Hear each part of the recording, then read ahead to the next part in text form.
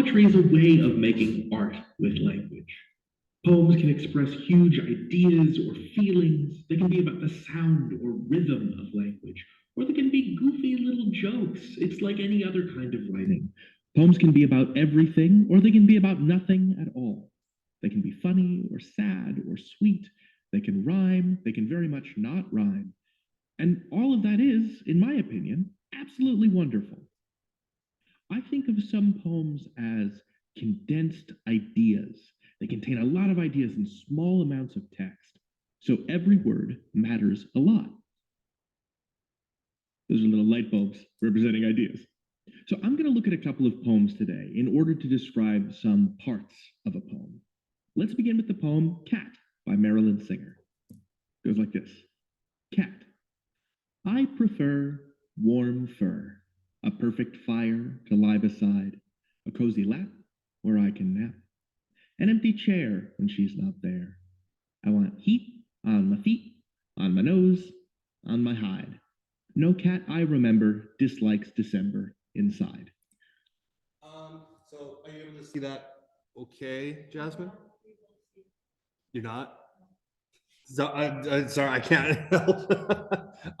So this poem here, it's just three sentences long, and that's it. But you notice like when something like this is read, or if it's sung, again, lots of song lyrics, or technically like poetry, there's always like pauses in between when they're doing it, right?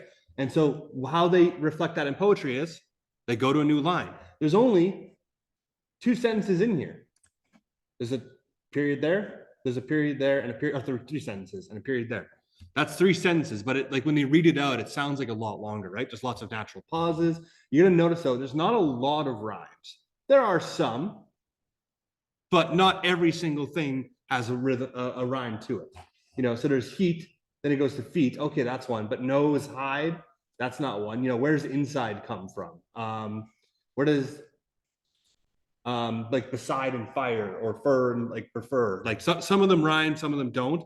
Now, sometimes when they have rhymes, you have like, you know, FER, fur, and then you have the word fur. They don't need to like have the same text with them, but at the end of the day, like poetry can be like about anything. Like we've all heard different types of like music before. We've all heard different types of stories. They can have a whole bunch of times of motivations. We're specifically going to be looking at stuff that has to do with Canada, especially with a lot that has to do with landscapes, because spoiler alert, half a week from now, we'll have to write about that. So I've kind of shortlisted some of the stuff here. I don't think there's anything else I wanted to really go into here. Nope. Okay, cool. Field of cornflowers.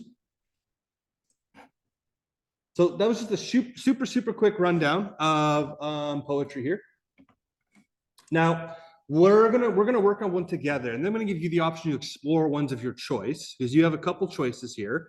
You're gonna have to read at least two poems from like a list of like, I think it was 21. I found 21 poems. You'll have to read two of them on your own. Well, that's why you're not reading 21 of them. We were supposed to do 5, actually. So if you want to study, that's a good way to do it, is read some more poems, because you'll have to make reference. He's a poet. Yeah. So he's a writer who did a lot of poetry. So you're probably thinking of like maybe like The Raven or other stuff. Like, you know, my brother, he had books from hundreds of years ago, from like William Wordsworth and stuff. It's all poetry and like short tales.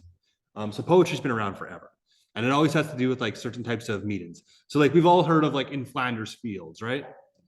That was a poetry, right? And you know, that was him about like expressing his like sorrow, because you know, millions of people have died, and you know, all over these people's graves there's poppies growing. So they can have a lot of power in like just a couple of short lines too. So what we're going to start out with is we're going to start out with this not this one. Between Two Furious Oceans. There is technically like a worksheet there. We're not going to do it just for the sake of time. What I want to focus on right now is something called literary devices. Now, we have seen these before. Does anyone know what those are? Literary devices.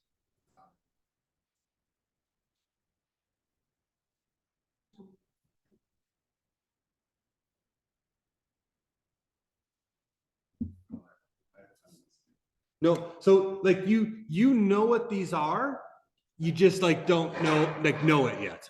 So a literary device is like it's a trick a writer uses to help like convey a message. So like for example, if I was to say, and the ocean looked as if it was like on fire from the sunset or something like that.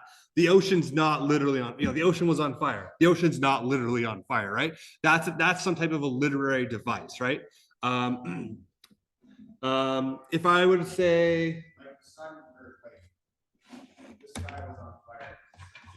yeah, that's exactly it. If I were to do, let me just look up a really quick tongue twister, actually. Well, actually, that's a perfect one. Boom. Or was it Peter Piper picked a peck of pickled peppers. There we go. So that is an example of something called an alliteration. That is a literary device. There are hundreds of these things. You don't need to know hundreds of them. You really just need to know 5 or 6 or 7, and that's it. Haiku is a type of poem. Yeah, that has to do with like syllables, like in words. Like you guys probably, when you were like, I'm thinking like grade like 2 or 3 or 4, you probably had a teacher's like, what was it? Complicated, something like that. Like clap between the syllables. That's what a haiku has to do. It's just the syllables. I think it's 11, 7, 11, something like that. 10, 7, 10. I don't know. 7, 10. I don't know. No, I really need to memorize that. But there's a whole bunch of different literary devices. Now, what I've done is I have put like a list of flashcards here if you did want to like use those for self-study. You don't need to do those right now. I've put this document there as well, list of literary devices. This website's there as well. But you know what? There's nothing wrong with just doing like, I want to know what's an, how do I spell it?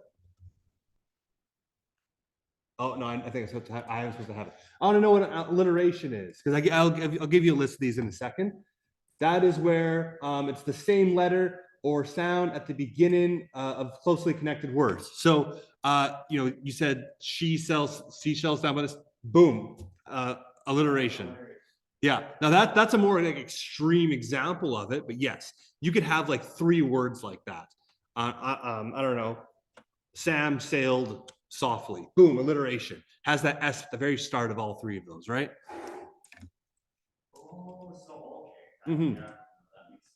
So I want to start with, I want to start with 3. I want to start with 3 of them while we go through this poem here, Between Two Furious Oceans by Dick Deespecker.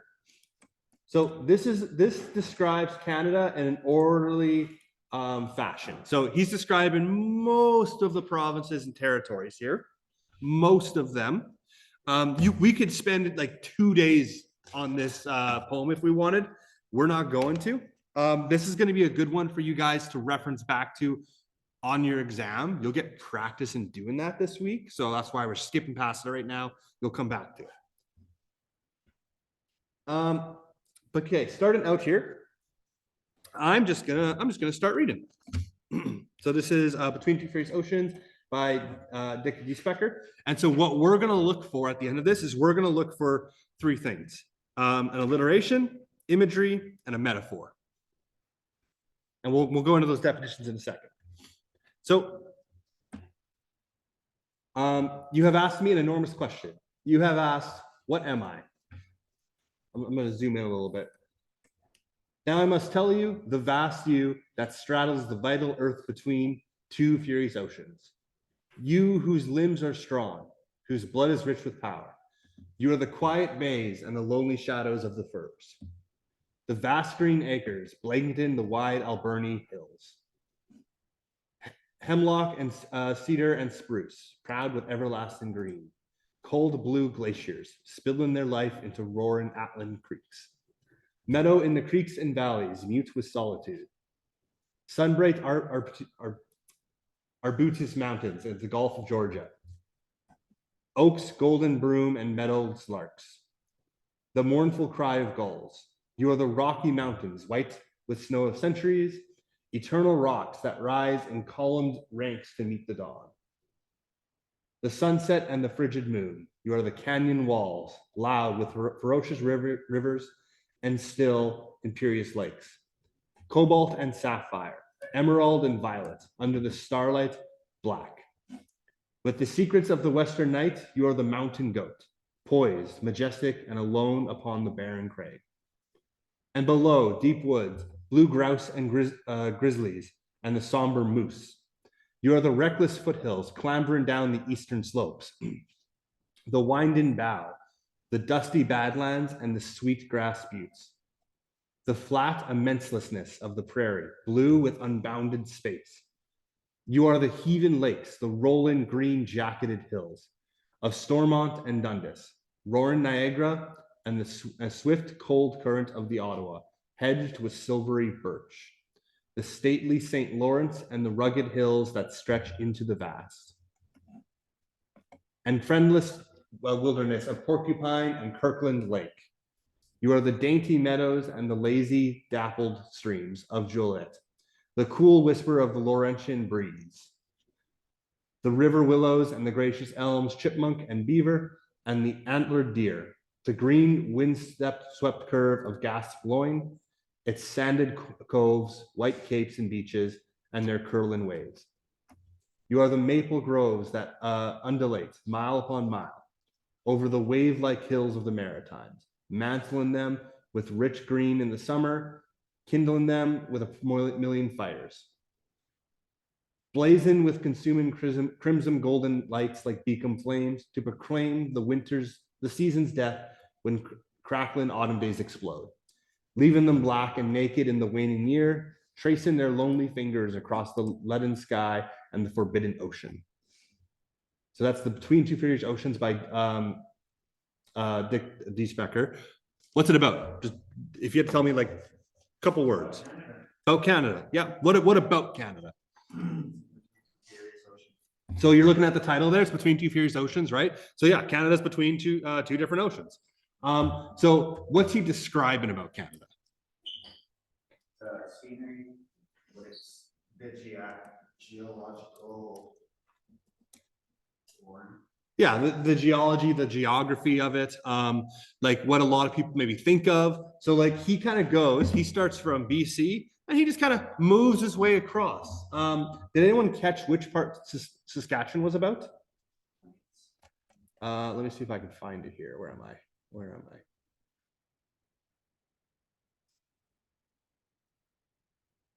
You ever feel like you're looking at like something right in front of you and you just can't? There we go. The flat immenselessness of the prairies, blue with unbounded space. Boom, there's like Saskatchewan, right?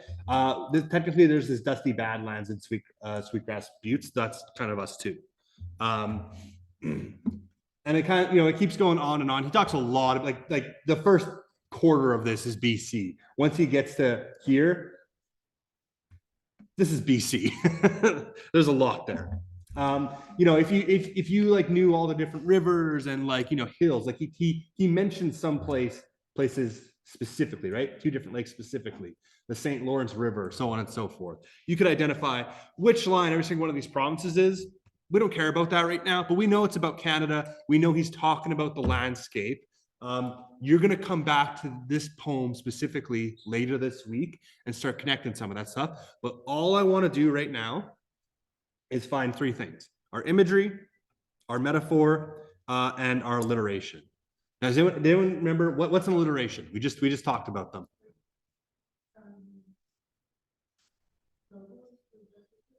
Close. So that's a haiku. I was literally just looking at it. Yeah. Seashells down by the seashore. It's where you have the first letter of a few connected words are the same thing. So it's, Sam sails softly. There's an S there. Will writes willfully. W there. Just had to come up with one on the top of my head. So those are examples of alliterations. I want you to try and find one here, and it can be, I'm going to give you 1 minute for this. It can be just two words that start with the same thing. It's supposed to roll off the tongue well.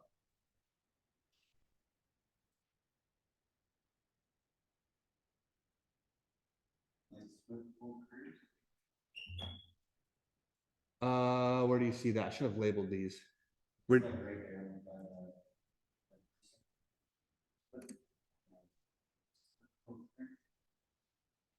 up or down? Swift, cold.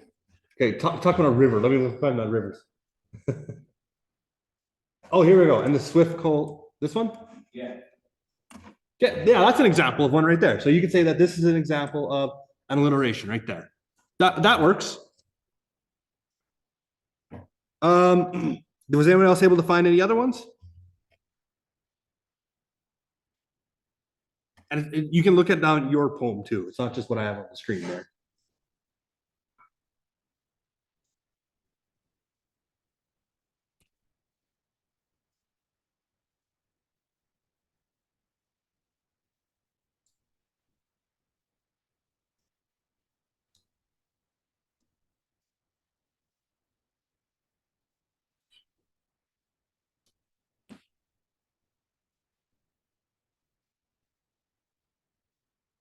No one else can find any? So here's kind of an example of one too. Again, white with, if it starts with the same letter, it has similar sounds, that usually works.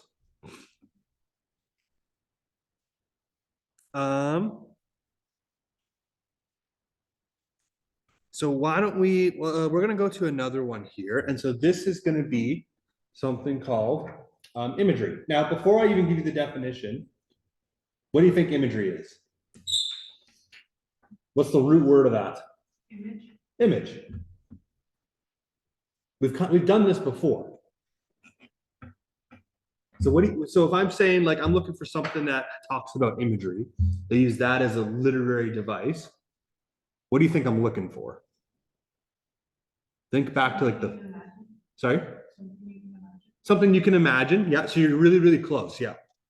That's part of it. That is part of it.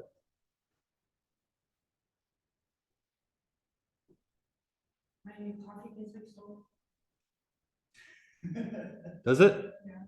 I just watched the coffee pots. Maybe that's why. maybe I need to do a better job of rinsing it out. So imagery is when you use lots of visual images to like try and like convey like an emotion or try and like paint a picture. Think back like the very, very start of this class, we looked at pictures. We tried to do descriptive writing, right? That's what it is. You're trying to like describe it, like you're trying to like invoke senses. Now, this has lots of different imageries in it. For example, the stately St. Lawrence and the rugged hills that stretch into the vast. Again, like stretching into the vast. Actually, no, that's not the one I want to use. Where was it? There's a better one with the cobalt sapphire. Yeah, that's the one I was looking for. Cobalt. Here we go. Northern Lights, eh? So he's talking about the cobalt and sapphire talks about the lakes, like it's very blue. I mean, if you've ever been to like any like Rocky Mountain lakes, oh my god, it's just beautiful. The emerald and violet, yeah, that's the Northern Lights there, right? He didn't just say yeah, and there's Northern Lights. He's trying to like describe it, right? He's giving you vivid colors to try and paint a picture there. So those are examples of imagery. Those are a couple examples. I'm gonna give you guys 1 minute. Find another one. There's lots in here. Find another example of imagery.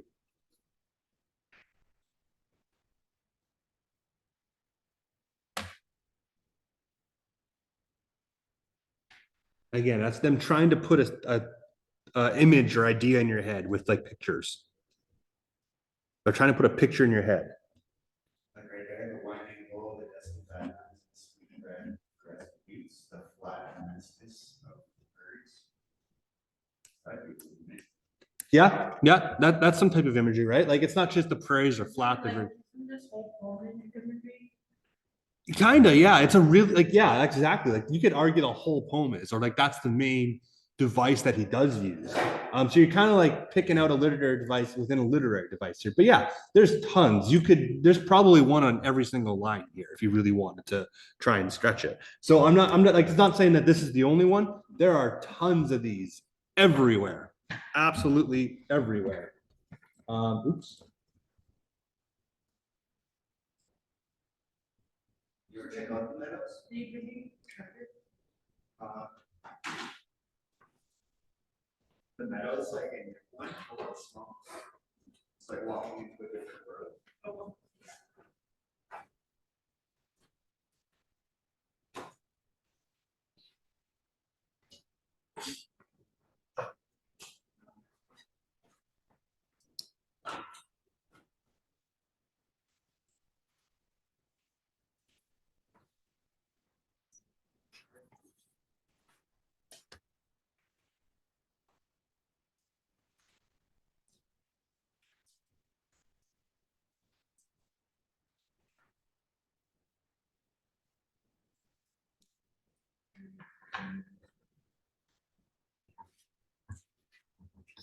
So I'm going to give you another one here, a metaphor.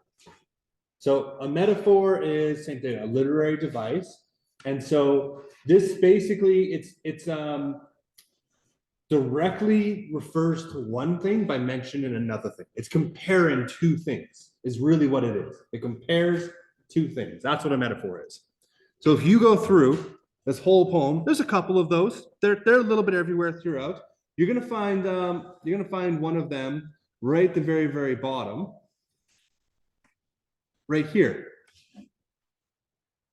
So blazing with consuming crimson golden lights like beacon flames. Oops, whatever, it's fine. So consuming crimson golden lights like beacon flames. So he's saying the lights look as if like, there's like fires everywhere. A million fires. So he's saying there's a million fires here. The rich green in the summer, kindling them with a million flames, blazing with consuming crimson golden lights like beacon flames. So he's comparing hills, he's comparing trees. He's specifically talking about maple groves, maple trees. What colors maple trees? They're like orange and like red, yellows, right? They're very warm colors. So he's saying that, if you look at a hill of these things, it's like the whole thing's on fire. So like this is also technically another metaphor, or even imagery. It can be both. It can be more than one thing, right? You can have multiple different literary devices all at once. So there's maple trees, and when you look at a hill of them, it's like a million fires, especially when they're compared with like all the summer, everything's green, and boom, you have a bunch of orange and red and yellow everywhere. So I'll give you another moment here. Try and find yourself another metaphor. Remember, that's comparing two different things. This is stuff you're going to have to talk and write about at the end of this week.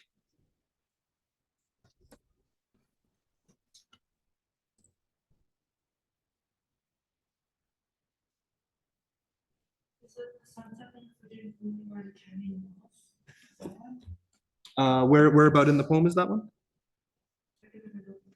Can you say that one more time?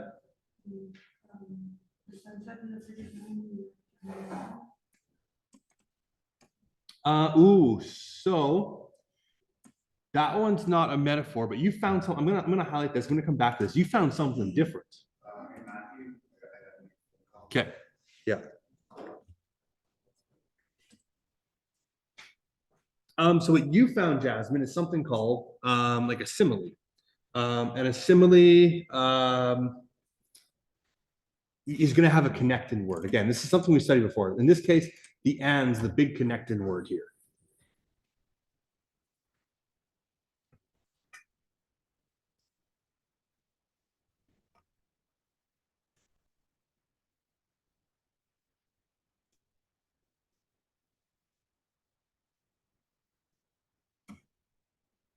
So here's another example, pretty close to the top of another metaphor. The vast green acres blanketing the wide Alberni hills.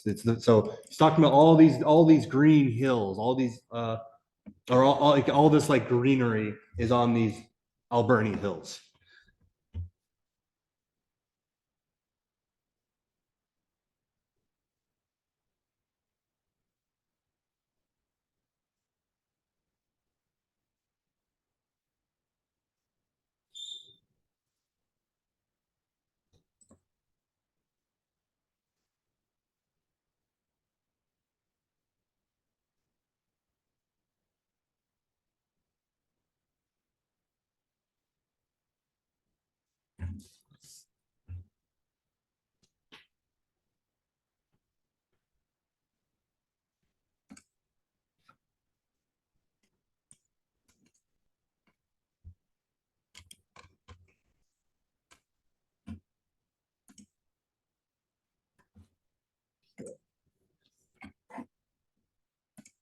resume. I'm going to move on from this poem from now. Like I said, you'll come back to this later.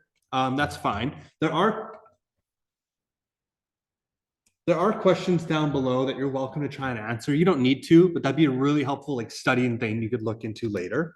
But again, I'm just going to move forward from now past this poem. And instead, what we're going to do is we're going to start looking at some of the other poems just because I want to give you guys time to review. So this is kind of the only day you really get like dedicated time for it. So you're going to notice there's two things you need to look at. One, I've put just a list of poems. There's a folder that just has a bunch of poems in them.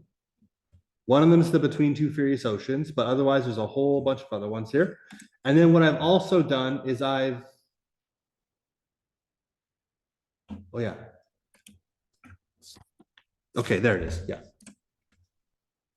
And then what I've also done is I put more poems right here as well. So there's a lot of different poems that you could use here.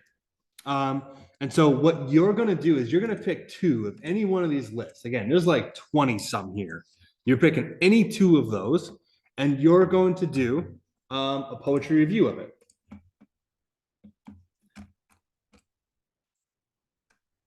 Oops. I don't got 20. Oh, I never actually counted them. But like between the two documents? Oh. So what you're going to be doing is so these are ones directly from curriculum recommended ones. So these are going to be ones that you're going to be referencing later this week. So you're going to pick two of them. You're going to do two poetry reviews where you're going to be identifying the topic. In fact, this is supposed to be gone. I printed these off. So you can, when I give you this, you can just get rid of this. You can eliminate that topic. You're going to be in the topic. You're going to put the author, the title, the theme. So the theme of the one we just read was describing Canada, right? It was describing the landscapes of Canada. The topic of the one we just read would be, you have a pretty good argument for these bottom three, but probably regional landscapes. That's the beauty about English. You can argue whatever you'd like, but I would say regional landscapes. Some people might think a vast and varied land because, you know, every different part is completely different with how it looks. So cool. You would have already done like 4 of these. And then you'd want to talk about like the tone that the author gives you. The one that we just read was probably more lighthearted before. Like another way of thinking about tone is like maybe like vibe or something like that. You know, if you're reading like a love poem, you can tell that it's a romantic love poem, right? If you like, you know, has everyone ever written something where it's just like, I'm angry at this person? You can see that, hey, it's a very angry thing. You know, if someone's talking about like their lover who just died, you could say, hey, it's romantic or it's tragedy. Or they're being very serious about that. You're saying, hey, this is what I think it's about, and this is why. And that can be done in one sentence, and that is okay. That is lots. What's an example of detached?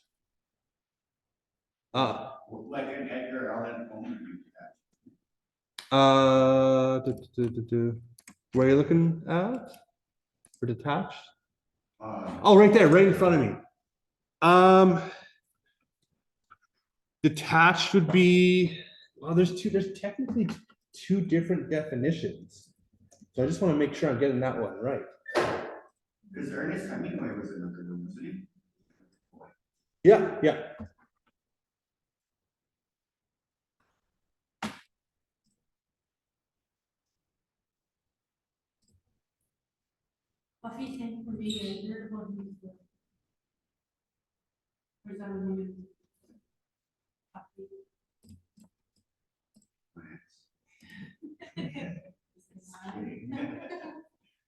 Won't stop calling me.